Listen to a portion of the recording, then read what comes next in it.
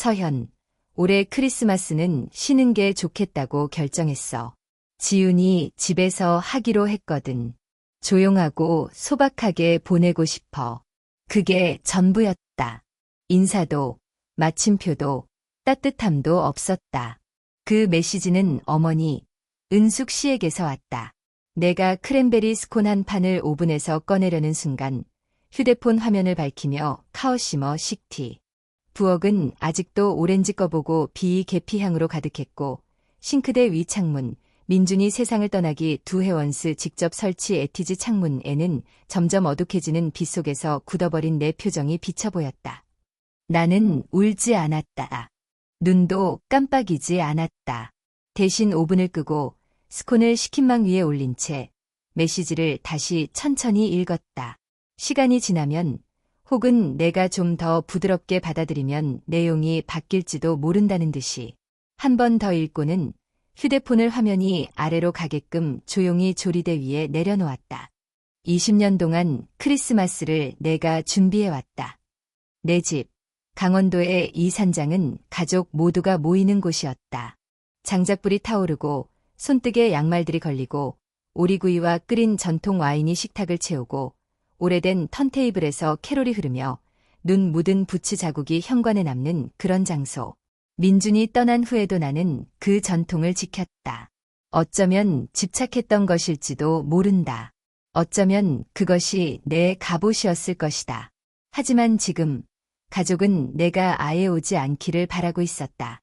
내가 뭔가 잘못해서가 아니라 그들이 늘 말하듯 너는 뭐든 너무 과해라는 이유로.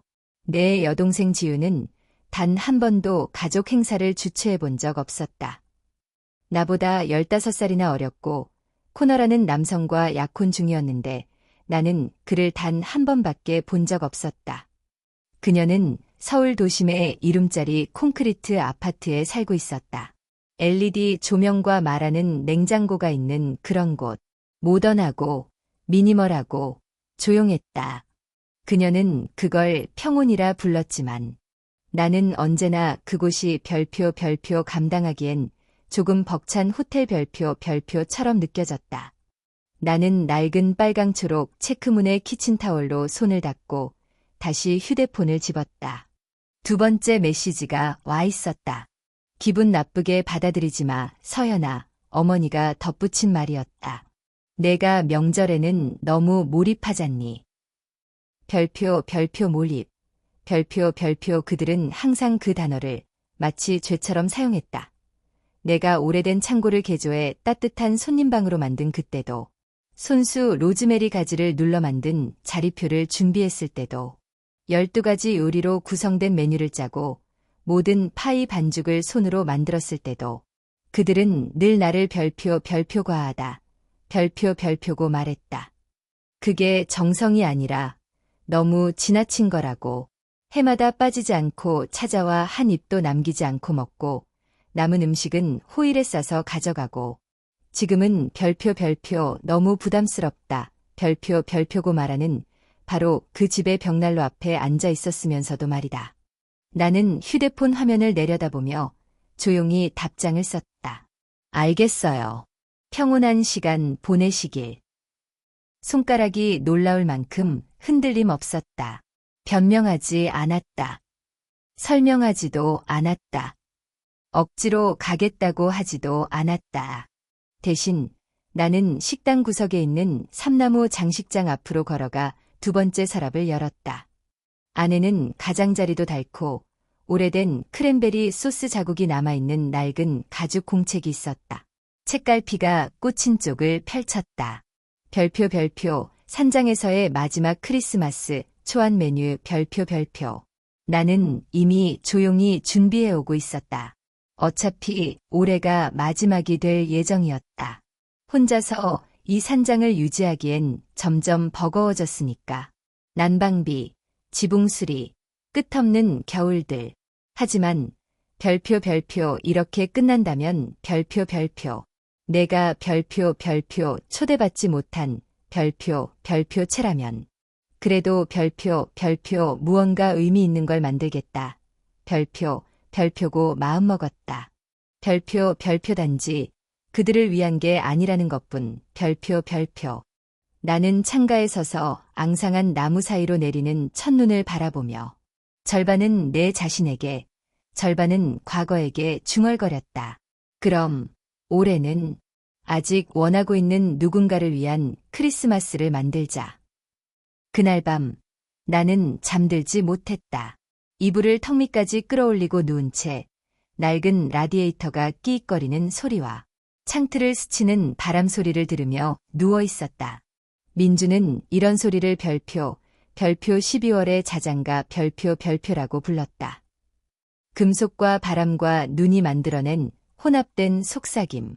새벽 3시쯤 나는 양모 양말을 신고 조심스럽게 아래층으로 내려갔다. 난로에 불을 붙이고 주전자에 물을 올린다. 부엌은 이제 다른 느낌이었다.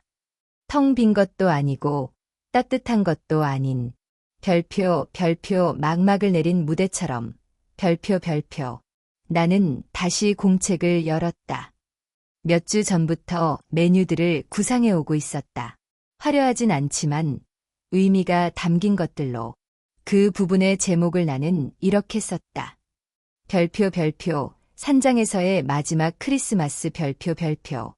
처음에는 동네 이웃이나 도서관에서 알게 된 친구들을 초대할까 했고, 아니면 그냥 나 혼자 조촐하게 준비해서 민준을 위해 빈자리를 하나 더 마련할까 생각했다. 하지만 그날 밤 은은한 불빛 아래서 차를 훌쩍이며 앉아있던 그 시간이 길어질수록 마음속에 떠오른 사람은 한 명뿐이었다. 별표 나경자 별표. 나는 휴대폰을 집어들었다. 나경자와 나는 지역사회 프로젝트에서 몇 번 함께 일한 적이 있었다. 대부분 추석 도시락 배달이나 겨울 코트 나눔 같은 행사였다. 그녀는 몇 개 마을 건너편에 있는 소규모 독립형 요양원인 별표 솔람 요양원 별표의 원장이었다. 화려하진 않았지만 슬프지도 않았다. 세상이 더 이상 자리를 내주지 않는 이들을 조용히 받아주는 이틴 이들을 위한 곡 같은 느낌이었다. 전화는 두 번째 울림에 받아졌다. 그녀의 목소리는 잠에 취해 있었다. 서연 씨, 무슨 일 있어요? 갑작스럽다는 거 알아요.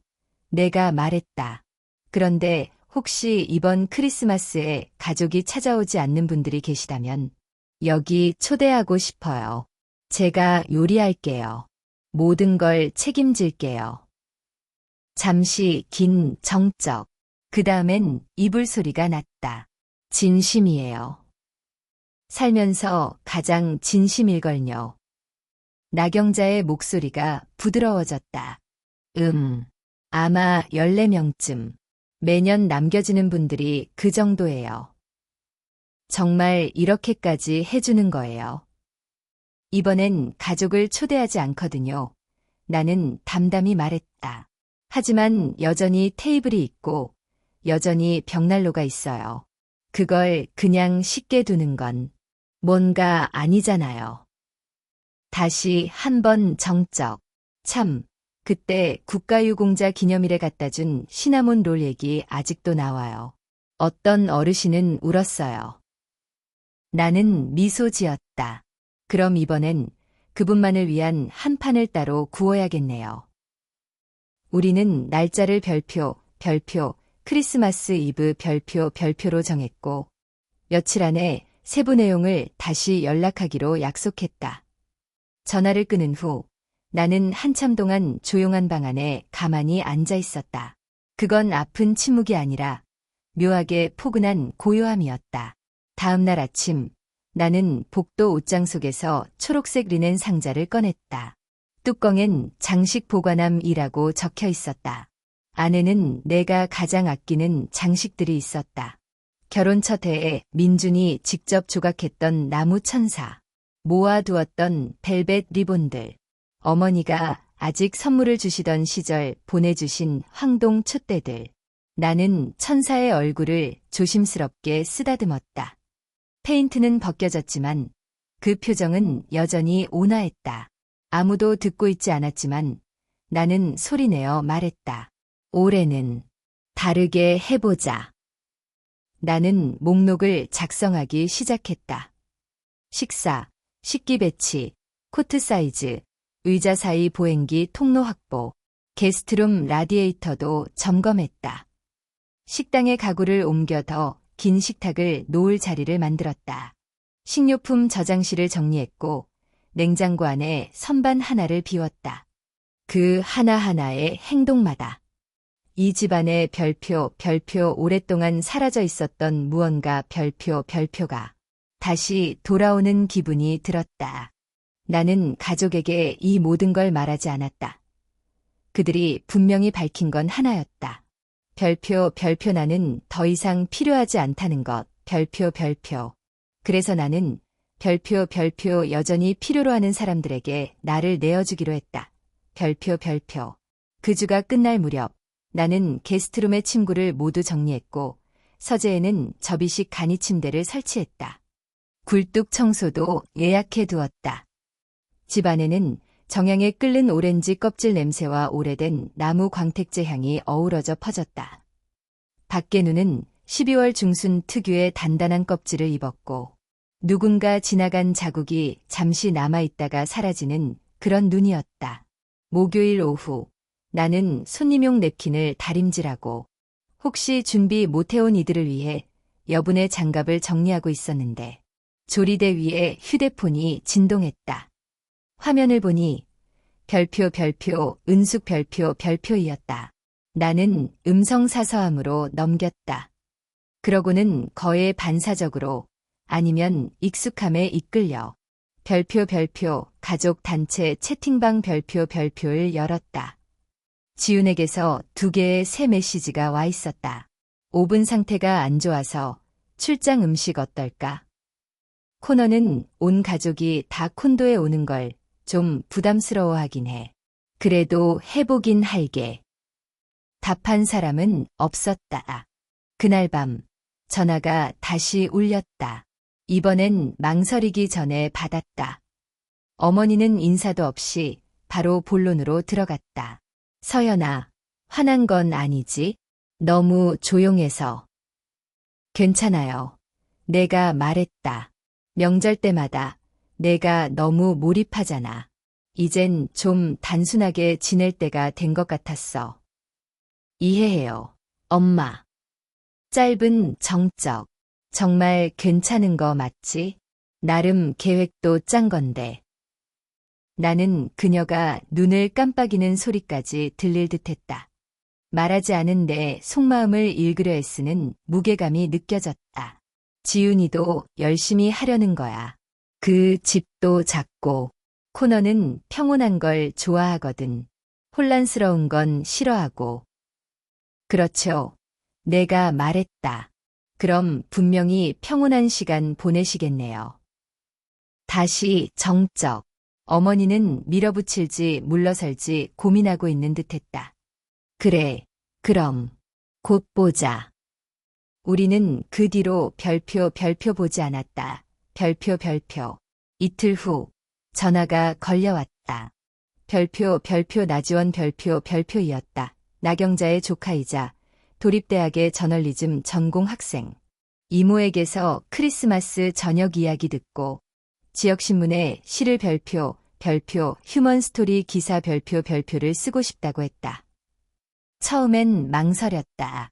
나는 늘 조용히 하는 걸 선호하니까. 하지만 지원은 약속했다.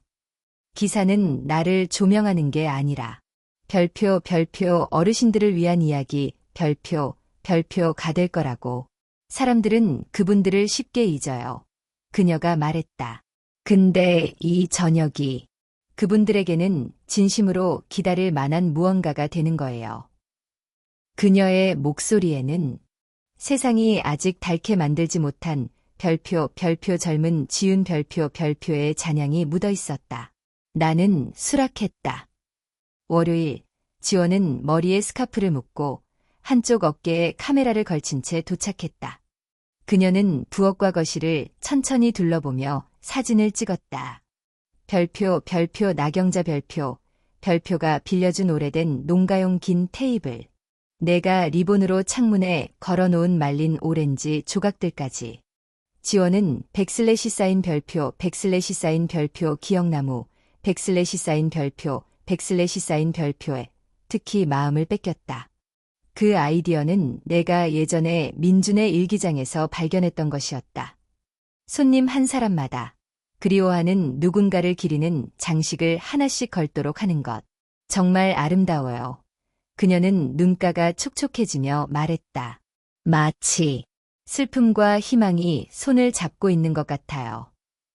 나는 말없이 고개만 끄덕였고 계속해서 오렌지 껍질을 갈았다. 그날 저녁 그녀가 돌아간 후 나는 다시 가족 단체 채팅방을 열어보았다. 서연 언니, 우리 무시하는 거야. 지훈, 너 또 과장되게 굴고 있잖아. 출장 음식 주문해야 하니까 인원수 좀 알려줘. 엄마, 그리고 코너가 유제품 알레르기 있는 사람 있는지도 궁금해한대. 지훈, 나는 앱을 닫았다. 예전 같았으면 내가 먼저 나서서 3가지 메뉴를 정리해 제안했을 테고 직접 요리하겠다고 했을 수도 있고 최소한 처음 주최하는 동생을 부드럽게 이끌어주려 했을 것이다. 별표하지만 그 시절은 지났다. 별표. 밖에서는 현관 조명이 눈 위로 따뜻하게 비쳤다. 안에서는 내 손끝에 로즈메리와 밀가루 향이 배어 있었다. 나는 슈가쿠키 반죽을 별 모양, 나무 모양으로 눌러 찍었고 각 반죽 용기에 손님 이름을 하나하나 써붙였다. 서랍맨 안쪽에서 찾은 웃는 얼굴 스티커도 덧붙였다. 아침이 되자 그 기사가 온라인에 올라와 있었다. 하나의 식탁, 12명의 손님, 그리고 기억으로 가득 찬 산장. 지역신문이 로컬면 1면을 장식했다. 링크를 가족에게 보내지는 않았지만 별표, 그들이 결국 보게 되리라는 건 알고 있었다. 별표. 2번째 주가 끝날 무렵 내 손은 밀가루 때문에 거칠어졌고 등은 가구를 옮기느라 욱신거렸다. 주방 테이블은 이름표와 첫 냅킨으로 가득 덮여 있었다. 그런데도 별표 오랜만에 이 고단함은 공허하지 않았다. 별표. 무게가 있었고 목적이 있었고 따뜻함이 있었다. 기억 남는 것일 모서리. 민준이 매년 커피를 마시며 눈 내리는 걸 바라보던 베이 창가 옆에 세워져 있었다.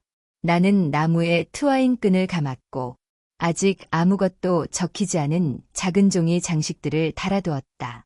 이제 손님들이 그곳을 채워갈 차례였다. 나경자는 정성스럽게 손글씨로 쓴 명단과 짧은 소개를 보내주었다. 별표 유상호 82세 별표 전직 우체부 아내를 6해 전 크리스마스의 이름 자녀 없음 별표 문말순 91세 별표 뜨개질을 좋아하며 예전엔 교회 성가대에서 노래함 가족 없음 별표 강태섭 78세 별표 전쟁사 연구자 외동딸과 연락 두절 총 12명 살아온 세월이 대부분의 사람들이 신경 쓰지 않는 무게를 지닌 이들. 나는 새 필기구를 꺼내들고 각 손님 이름을 한 장씩 카드에 정성스럽게 적기 시작했다. 한 사람당 하나씩. 식탁 2 각 접시에 놓을 자리카드. 별표 그 나무는 단순한 장식이 아니었다. 별표. 더 이상 말로는 꺼내지 못한 것들을 위한 자리였다. 이름 하나, 기도 하나, 소원 하나, 기억 하나씩. 슬픔은 분명 있었지만 그 속엔 더 부드러운 무언가가 섞여 있었다. 별표 희망이거나 존엄일지도 모른다. 별표. 바깥 현관 난간에는 눈 내린 가랜드가 반짝이고 있었고 나는 그 위에 따뜻한 전구들을 감아두었다. 살짝 깜빡이는 그 불빛은 마치 별표 이 집이 여전히 살아있음을 속삭이는 것 같았다. 별표. 식당 안에는 크기도 제각각인 3개의 테이블을 붙여 하나의 긴 테이블로 만들었고 그 위에는 외할머니에게서 물려받은 오래된 아이보리색 천을 덮었다. 추수감사절 이후 나는 그 천에 찢어진 곳들을 꿰매며 손질했었다. 시간을 바느질로 꿰매듯 작은 구멍 하나하나를 정성껏 메워가며 크리스마스 이브 하루 전날 나는 교대로 굽고 또 구웠다. 저녁 식사용 롤빵, 피칸파이, 구운 고구마, 정향과 오렌지 껍질을 넣은 사과 음료는 낮은 온도에서 천천히 익혔다.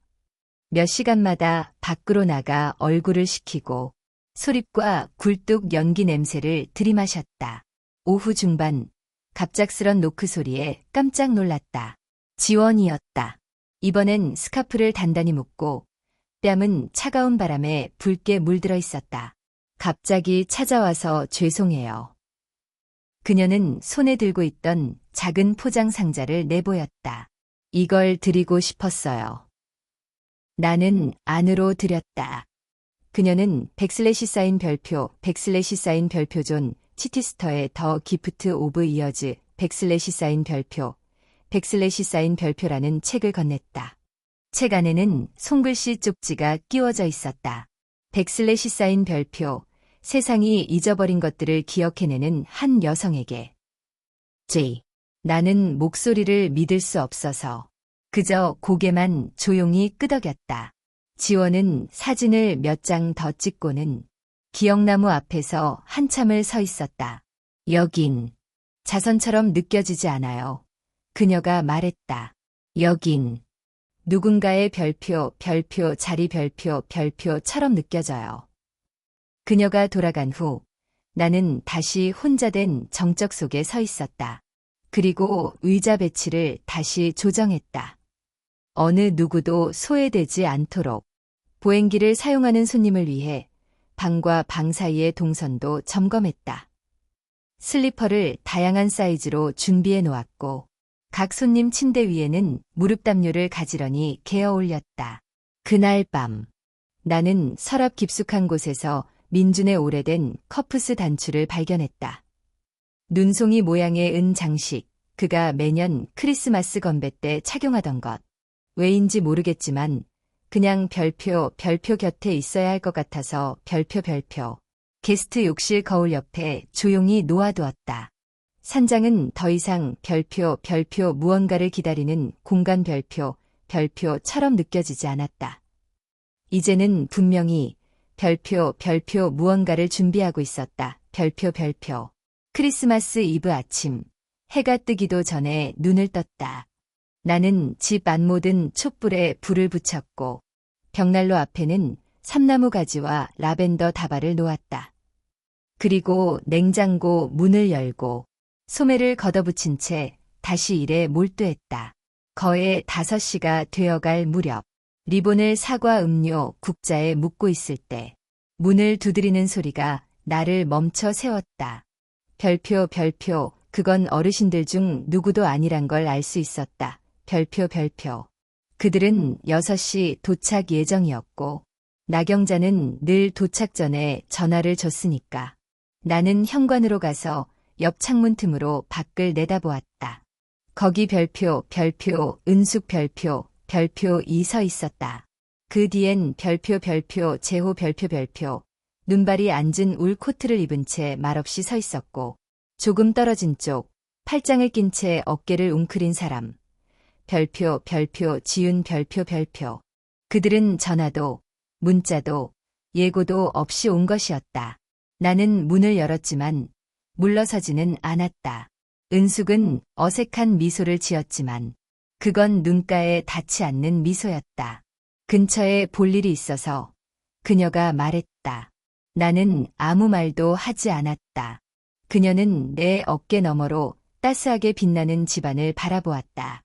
불이 들어온 벽난로, 반짝이는 촛불들, 이미 세팅된 긴 식탁, 그리고 그 끝에 있는 별표, 기억나무 별표를 발견하고는 눈을 너무 빨리 깜빡였다. 정말 예쁘다. 그녀가 속삭였다. 재호가 헛기침을 했다. 기사를 봤어. 이 이야기를, 내가 하고 있는 일을 감명 깊게 읽었어. 마지막으로 입을 연 건 지훈이었다. 이게 연니한테 이렇게 큰 의미였는지 몰랐어. 그때 나는 그녀를 바라봤다. 그녀는 잔인한 게 아니었다. 그저 별표 나이에 상관없이 아직 어릴 뿐이었다. 별표. 나는 문틀에 손을 얹었다. 알 필요는 없었어. 별표 그냥 빼앗지만 않았으면 됐어. 별표. 정적이 길고 차갑게 늘어졌다. 은숙은 한 발 앞으로 나섰다. 우린 내가 좀 쉴 필요가 있다고 생각했어. 또 너무 무리하고 있는 것 같아서. 매년 너무 과하게 준비하잖니. 그래서 조용히 보내는 게 좋을 거라 생각했어. 나는 그녀의 말을 조용히 들었다. 목소리를 높이지도 화내지도 않았다. 단지 별표 더 이상 나 자신을 줄이며 맞추는데 지쳤을 뿐이었다. 별표. 재호는 불편하게 몸을 옮겼다. 지훈이 준비한 파티는 생각처럼 잘 되진 않았어. 그렇겠지. 내가 말했다. 그럴 줄 알았어. 바람이 그들 뒤에서 지나가고 눈송이가 은숙의 스카프에 얹혔다. 그녀는 갑자기 한층 더 늙어 보였다. 서연아, 넌 여기에 특별한 걸 만들어놨어. 진짜 무언가를. 나는 고개를 천천히 끄덕였다. 응, 나도 그렇게 생각해. 부엌에서 타이머 소리가 조용히 울렸다. 내 뒤쪽에서는 구운 호박향이 공기를 감쌌고 기억나무는 이름들과 아직 비어있는 장식들로 조용히 반짝이고 있었다. 이제 가봐야겠어. 내가 말했다. 은숙은 시선을 아래로 내렸다. 그렇겠지. 우린 머물지 않을게. 나는 잠시 망설이다가 문을 조금 더 열었다. 별표 초대의 의미는 아니고 그저 예의로 별표. 그들은 문 앞에 한동안 그대로 서 있었다. 머뭇거리며. 그러다 지훈이 코트 주머니에서 작은 봉투 하나를 꺼내 내밀었다. 코너가 보낸 거야. 그 기사 읽고 감명받았대. 도움이 필요하면 기부하거나 자원봉사도 하고 싶대. 나는 봉투를 받아들고 작게 고개를 끄덕였다. 고마워. 포옹도 없었고 거창한 제스처도 없었다. 하지만 그들이 돌아서려는 순간 나는 은숙이 현관 난간을 살짝 손끝으로 쓰다듬는 것을 보았다. 별표 마치 한때 사랑했지만 잊어버린 무언가를 떠올리려는 듯 별표. 그날 저녁 6시가 조금 넘자 손님들이 하나씩 도착하기 시작했다. 차가운 바람에 뺨이 붉어진 얼굴들, 호기심 어린 눈망울. 어떤 분들은 지팡이에 의지했고 또 어떤 분들은 자원봉사자의 팔을 잡고 천천히 걸어 들어왔다. 나는 한 사람 한 사람의 이름을 부르며 맞이했고 따뜻한 사과 음료를 건네며 외투를 받아 걸었다. 처음엔 조심스럽던 웃음이 곧 부드럽고 풍성하게 퍼졌다. 식당은 환하게 빛났고 기억나무는 종이 장식들로 채워지기 시작했다. 그 중엔 이름도 있었고 손글씨로 적힌 짧은 메시지, 작은 사진 몇 장이 트와인의 집게로 고정되어 있었다. 어떤 손님은 나무 앞에 오래 머물렀다. 떨리는 손끝으로 리본을 묶거나 메모지를 가지런히 가지에 붙이며 말이다. 나는 물병을 다시 채우고 있었는데 나경자가 내 어깨를 가볍게 두드렸다. 잠깐 밖으로 나와 볼래요? 그녀가 낮게 속삭였다. 나는 그녀를 따라 현관으로 나갔다. 그곳엔 우리 손님 중 가장 연장자인 별표 유상호 어르신 별표이 남색 피코트를 단단히 여민 채 서 있었다. 그의 손은 꼭 모아져 있었고 그 옆에는 25살도 안 되어 보이는 젊은 여성이 서 있었다. 짙은 머리칼, 눈엔 눈물이 고여 있었다. 제 손녀입니다. 유상호 어르신이 낮은 목소리로 말했다. 10년 넘게 연락이 없었어요. 나경자가 기띔했다. 그녀가 기사를 읽었대요. 젊은 여성이 한 발 다가섰다. 그가 아직 강원도에 계신지도 몰랐어요. 이름을 검색했고 기사를 봤어요. 그래서 그냥 차를 몰고 왔어요. 유상우 어르신은 눈을 빠르게 깜빡였다. 그리고 나를 바라보았다. 다시는 못 볼 줄 알았어요. 한동안 아무도 말을 하지 않았다. 그저 별표 눈 내리는 소리와 창 안에서 새어나오는 따뜻한 불빛 별표만이 우리를 감쌌다. 그때 은숙의 목소리가 문 쪽에서 들려왔다. 서현아. 내가 돌아보자 그녀가 사과 음료 머그컵을 들고 서 있었다. 눈가는 벌겋게 충혈돼 있었다. 언제 들어왔는지도 몰랐다. 그녀는 조용히 와 있었던 것이다. 그녀는 유상호 어르신과 손녀를 바라보다 다시 내게 시선을 돌렸다. 넌 단지 집을 꾸민 게 아니었구나. 별표 사람들을 다시 집으로 데려온 거였어. 별표. 나는 고개를 끄덕였다. 그 외에 더 할 말은 없었다. 은숙이 한 걸음 가까이 다가왔다. 우리가 틀렸어. 이 일에 대해서도 너에 대해서도. 나는 바로 대답하지 않았다. 대신 기억나무 쪽으로 천천히 걸어갔다. 앞치마 주머니에 넣어두고 밤새 꺼내지 못했던 장식 하나를 집어들었다. 민준, 1949-2012. 우리가 결혼하고 세 번째 크리스마스에 그가 조각해준 작은 나무 종들 바로 이 가장 아래 가지에 그 장식을 달았다. 그리고 다시 돌아서서 그녀를 바라보았다. 머무르고 싶어요. 은숙은 말없이 고개를 끄덕였다. 손으로 입을 가리며 조용히 눈시울을 훔쳤다. 그날 밤 그녀는 나와 함께 파이를 서빙했다. 아침은 눈이 갓 내린 날만이 줄 수 있는 그 고요함 속에서 조용히 찾아왔다. 손님들은 하나둘 돌아갔다.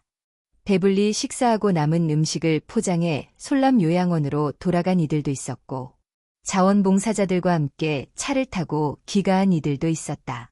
유상호 어르신만은 예외였다. 그는 손녀와 함께 아침 커피를 마시고 있었다. 그녀가 얼마나 머물 계획인지 묻지 않았다. 그건 내 권한이 아닌 듯했다. 은혜 같았다. 나는 식당에 서서 머그를 들고 벽난로 속에서 타다 남은 불씨를 바라보았다. 기억나무는 이제 조용히 반짝이고 있었다. 장식들은 모두 달렸고 몇 개는 옆으로 기울어졌으며 어떤 것들은 완벽한 균형으로 가지에 매달려 있었다.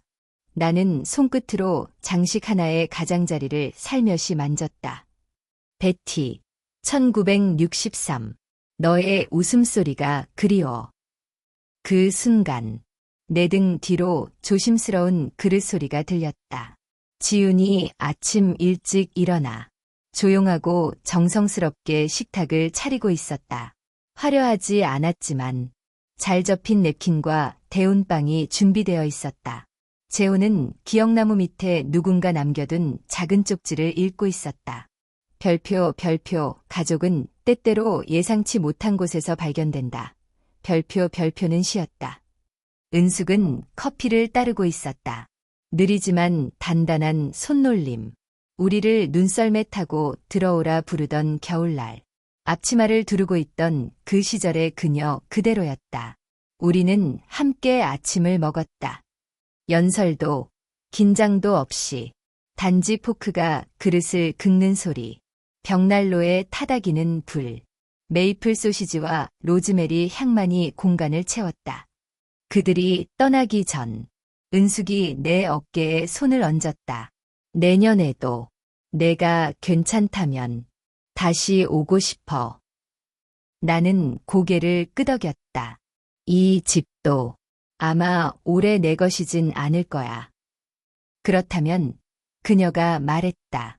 그땐 다 같이 우리 모두의 집이 되면 되겠지.